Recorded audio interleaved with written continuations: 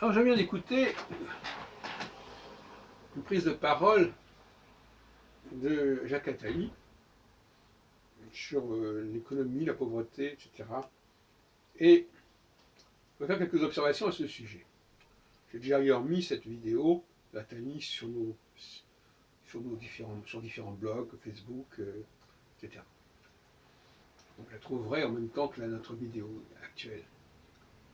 Alors, un mot que je retiens de son propos, c'est « nous sommes dans un temps de précarité ». Nous sommes dans un temps de précarité, dit-il, parce que on ne sait jamais ce qui va changer et quand est-ce que ça va changer. Tout est très aléatoire, on ne sait pas, il y a des élections, mais on ne sait pas s'il y aura un changement ou pas. On ne sait pas quand les choses vont évoluer, par quels moyens elles vont évoluer, pendant combien de temps elles vont évoluer. Donc voilà quelqu'un qui s'exprime comme si il n'y avait pas de théorie psychologique. C'est-à-dire qu'il a fait son deuil de la psychologie, bien qu'il parle du temps, effectivement, mais le temps pour Attali n'est pas structuré sinon par notre propre existentialité, par nos propres politiques, etc., nos propres caprices en quelque sorte. Mais il n'y a pas un temps qui soit véritablement fixe en quelque sorte. Et ça tient peut-être à la formation scientifique d'Attali, qui est marquée par la physique quantique, etc. Enfin bref. En tout cas, toujours est-il qu'il n'arrive pas à penser le temps social, le temps politique. En tout cas, il n'arrive à le penser qu'en s'abstrayant, en s'abstenant de se référer à une quelconque cyclicité.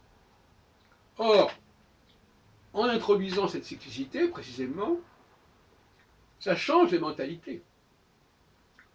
Les gens, c'est comme si on disait, voilà, ah oui, mais on ne sait pas quand est-ce qu'il y aura si l'été va revenir, on ne sait pas si la nuit va revenir, etc. Bon, c'est n'importe quoi.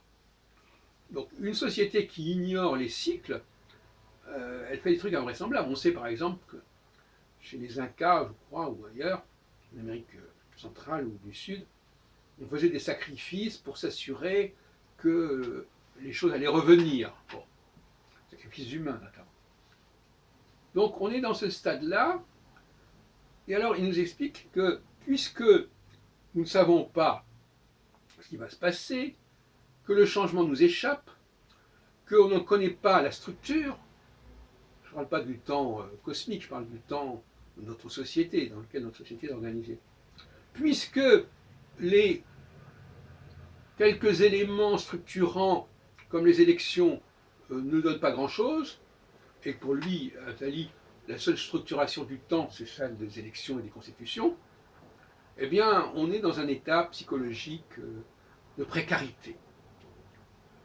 Et moi, en tant que cyclologue, je ne peux que réagir avec une certaine fougue contre ce genre d'affirmation, assénée avec beaucoup d'assurance par M. Jacques Attali. Alors maintenant, ce qu'il dit sur... alors il y a aussi quelqu'un dans un autre débat qui a répondu à Attali que la pauvreté, c'était pas seulement la richesse au niveau financier et matériel, c'est une richesse aussi spirituelle et mentale, intellectuelle. Donc là aussi, c'est un petit peu biaisé. Alors c'est vrai qu'Attali dit oui, mais on ne sait pas maintenant dans le mariage combien de temps ça va durer. Enfin bon, il reconnaît qu'il y a des précarités justement un peu partout. Mais malgré tout, il semble que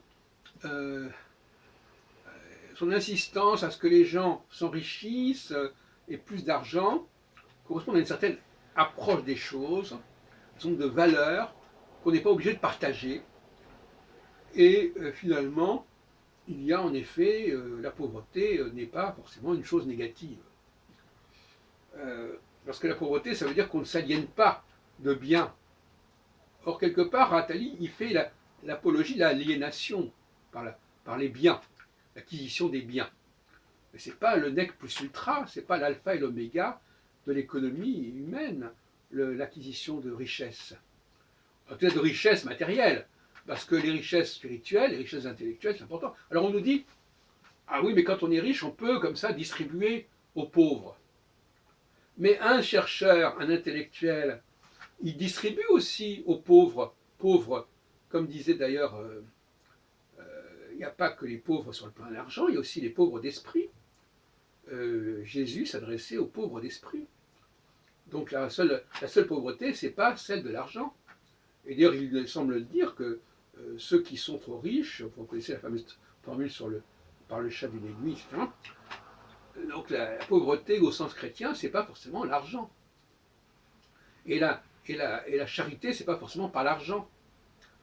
Et le fait d'enrichir les gens, ce n'est pas forcément par l'argent. Ça peut être par un message religieux, intellectuel, culturel, artistique, etc. Donc là aussi, il y a aussi là une faille quelque part chez Attali, qu'il faudrait expliquer peut-être par ses origines d'Algérie, juive, etc. Et le travail de son père, etc. En tout cas, il y a une mentalité particulière que je ne partage pas. Ça correspond aussi à mon profil, à mon histoire personnelle, qui n'est pas la même, avec des parents qui n'ont pas le même parcours non plus, un père qui n'a pas eu le même statut. Mon père était haut fonctionnaire au ministère de l'Agriculture, il n'était pas dans le privé, par exemple. Et donc finalement, bon, voilà, il dit des choses. Moi, je ne suis pas parce que la richesse, c'est pas que l'argent, et les biens, la possession. Et deux, le changement, c'est pas simplement les changements brusques comme ça, la précarité, on ne sait pas ce qui va se passer, on ne sait pas ce que l'autre va faire, etc. Je pense que justement, il faut que le droit, la loi, s'ajuste sur la psychologie. Et quand la loi ne s'ajuste pas sur la psychologie, notamment sur le plan constitutionnel, mais pas uniquement, eh bien là, il y a des problèmes, il y a des incertitudes. Et je l'ai déjà dit plusieurs fois, le XXIe siècle articulera le droit, la loi, sur la psychologie, et pas posera comme ça des temps, des durées qui ne correspondent à rien. Donc le volontarisme, sans la connaissance de ces lois psychologiques, ça ne vaut pas grand-chose.